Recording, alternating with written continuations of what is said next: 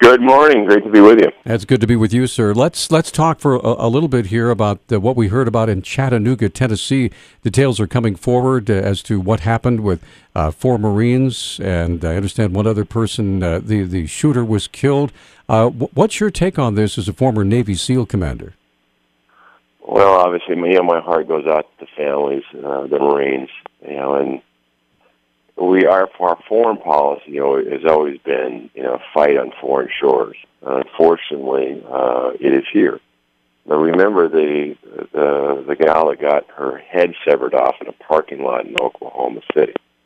She was a Great Falls graduate.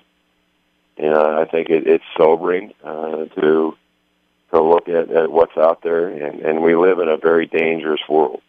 And the events this week are also sobering. This Iranian deal is bad, bad, bad.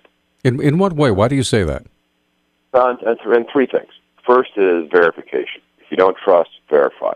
Well, the verification is we can't get in there. Minimum is 24 days if Iran accepts. If they don't accept, it goes through an appeal process. It could be weeks. So it isn't what we were told anywhere, anytime. Secondly, is they dismantle nothing. They put in storage, everything. They mothball the capabilities.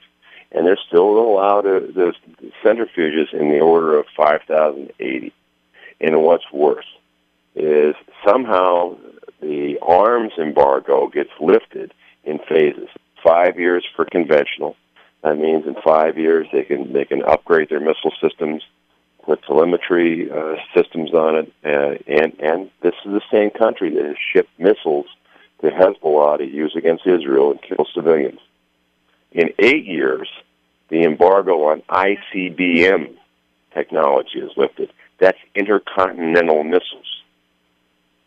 And in 10 years, by a legal pathway, they'll have a very short time to develop a nuclear weapon and put it on their fielding and delivery system, which they legally have.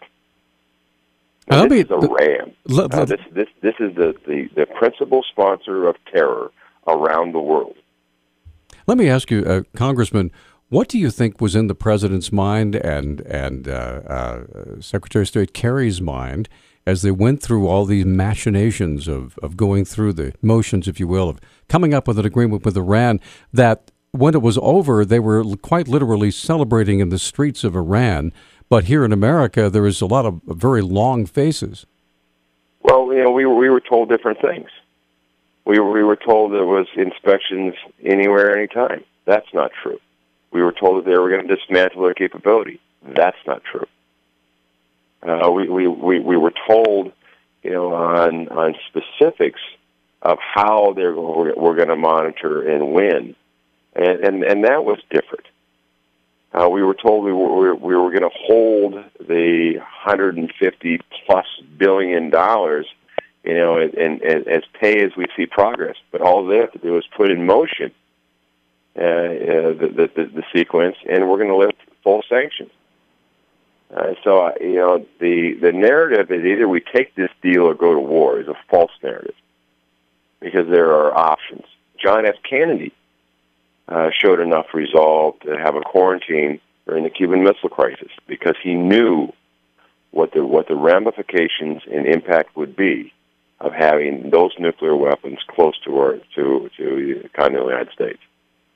And yet, it looks like we're going to accept, having a nuclear armed Iran, which is no doubt going to have a nuclear arms race. And who's really upset about this? Well, we should be as leaders of the free world. Obviously, Israel and every Gulf state is enormously upset about this because they're in the front line. So this is a bad deal. Well, now, Congressman, as you look forward to the upcoming presidential race, do you see anyone in the Republican field, should they be successful in the election, that would be able to roll this thing back? All the above.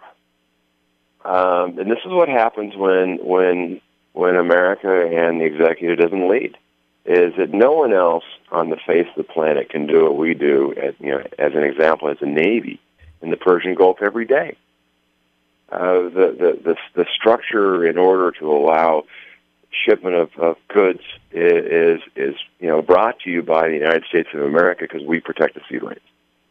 No one has the carrier structure, no one has the force, and no one provides the stability like U.S. And you look at over the course, especially after World War II, with our allies of NATO and the alliances and how important those were to world stability. When we don't lead, and a great nation has also bears a responsibility, in my judgment. And when we don't lead, no one else can. So is there anybody, in the 30 seconds we have left, is there anybody in the field of Republican candidates that you can see that say, okay, well, the first day they're in the office, they'll say, we need to roll this back? I think our candidates, our field is strong. I'm delighted that Ben Carson has a great message. Donald Trump has made it very interesting. Probably going to be the only candidate that's going to make money. You have Bush and Walker, very good. Rubio on the outside is delightful. Rand Paul has a pretty good message. So I think we have an enormously strong field. Kasich is in there. So I'm delighted to have as many candidates as we do, because I think that shows the strength of the Republican Party and the diversity in message. Different messages, different priorities among the candidates. All right. Quite frankly, I'm excited for this debate. We are out of time. We deeply appreciate you taking the time out of your busy day to call us this morning. We appreciate it. Always a pleasure. Remember, any day in Montana is better than the best day in Washington. All right. Thanks, Ryan.